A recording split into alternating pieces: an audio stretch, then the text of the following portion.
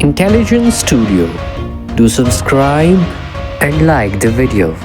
Welcome to our deep dive into one of the most pressing debates of our time, the cost of decarbonizing the global economy.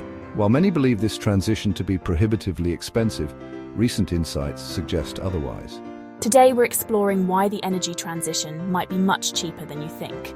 Let's break down the assumptions, costs, and realities of moving towards a greener future. In the climate change debate, both advocates for aggressive action and those urging caution agree on one thing.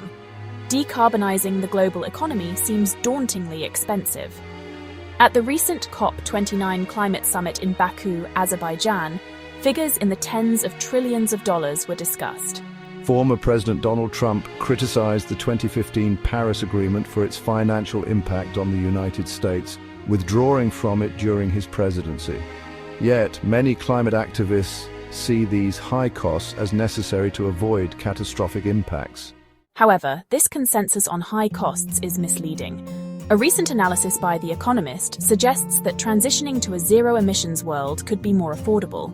Estimates range from $3 trillion to $12 trillion annually, but these often overstate the actual costs due to four main reasons. 1. Unrealistic emissions reduction timelines. Many models assume rapid and costly emissions cuts, which aren't always necessary. 2. Overestimated growth assumptions. Predictions often assume unsustainable growth in population and economies, particularly in developing countries. 3. Underestimation of technological advancements. Models frequently fail to anticipate the rapid decrease in costs for low-carbon technologies like solar power. 4. Neglect of necessary energy investments. Regardless of the energy source, substantial investments are needed to meet future demands. When these factors are considered, the additional cost for cutting emissions is likely less than $1 trillion per year, or under 1% of global GDP. According to the International Energy Agency, about $2 trillion, or 3% of global GDP, was invested in energy in 2024, a record high. This includes cyclical investments in oil and gas and rising investments in clean energy. Today, investments in clean technology surpass those in fossil fuels, with solar power alone accounting for over $500 billion this year. These include investments in electric vehicles, heat pumps, and grid improvements. The proliferation of electric vehicles in countries like China reduces global oil demand, but their impact on emissions is limited due to coal-heavy grids. Recent reports show global climate finance nearly doubled to an annual average of $1.3 trillion in 2021-2022, driven by renewable energy and transport sectors.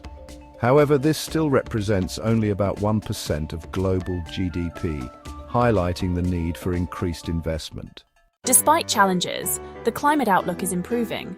The UN's emissions gap report projected in 2015 that global temperatures could rise nearly 5 degrees Celsius by century's end.